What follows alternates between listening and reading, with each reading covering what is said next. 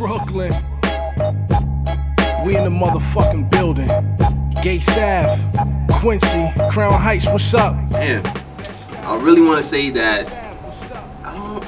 it's hard to explain because I know we was looking for a certain name, but it kind of came out organically.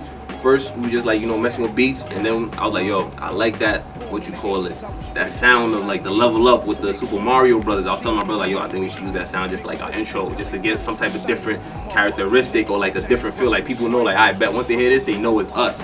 So that's where, like, you know, you got the third, and then we're like, nah, we just gotta say level up production. Like, and on top too, there's more of the meaning with level up as well. Pretty much everything you do in life, trying to go to the next level. What he said. And they moms always want the boys and girls, and you always got it rocking. It's soulful, it's new age, it's rock and roll, it's hip hop, it's pop. You have anything else? Yeah, I'll add on everything he said, plus you got your African soul in there, because you know we come from the motherland with African. What else can I add on to that? I think he covered most of the basics, but I wouldn't.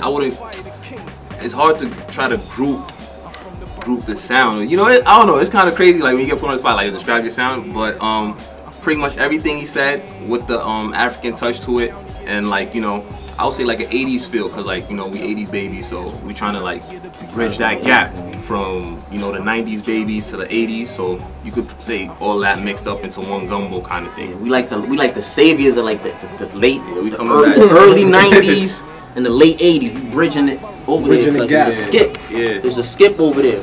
Rest in peace to Michael Jackson. Amongst the trillers, if it don't fit your description, you probably live in the village. Louis Savage, my joke. I'll beat making processes. Sometimes it's like we have to make stories for each and every beat because it's different. Like one day I could just wake up in the morning and he's sleeping and I start, and then I'll go somewhere, then he finishes it, or he could start something, then he'll leave and I'll finish it, or we could be there together.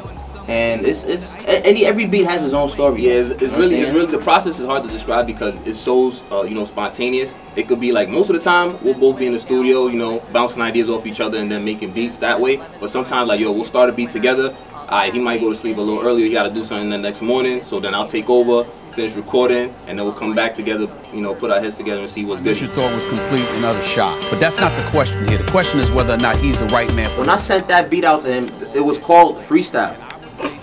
Tiger Freestyle. Like when I made the beat, when I heard that the intro, like the sample, I thought of like some Bruce Lee, like talking like, you know, flow like water, like shit like that. And then when I sent it to him and then he did Phil Jackson on it, I'm like, you gotta be kidding me, because I'm a Knicks fan. So when I heard it, I was like, these niggas ain't ready for that. Excuse my language, you know what I'm saying? The crazy thing about that too on top was like the timing that came out. Pretty much New York was bubbling. The Phil talk was going on, so it's like, yo, it was crazy. It was crazy. That didn't even get written around that same time. That was done in the summer. That which was crazy. So like, I was like, yo, when that happened, and like, yo, look at what's going on in New York. We know this is meant to be. It was meant to be. Can't stop it. Can't put a price on bars, charge for the chorus.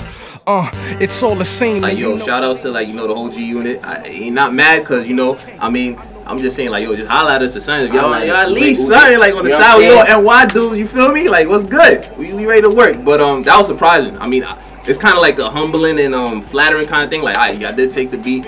You know, we're not gonna get mad or nothing because it's just showing that, yo, y'all like the beat. Let us know, you know, we could still work with y'all. They like the hook and everything on it. Yeah, that was tough. The thing is, like, I had to listen to it a few times because they was telling me, they was like, yo, nah, it's the beat, it's the beat. I listened to it and I listened to the original and I listened to, like, nobody flipped the sample like how we flipped it and how they did the song. So get that shit out of here. I was like, yeah, I took the song. But you know, they never gonna. It's 50 Cent. He's not gonna ever admit it. But it's all good though, man. You know what I'm saying? We work it. Love, baby. Eventually, they gonna be calling us like, hey, we need them niggas. We need them. Reach for something, cough up a lung. 2 fingers in the thumb, you know where I'm from, my niggas go dumb.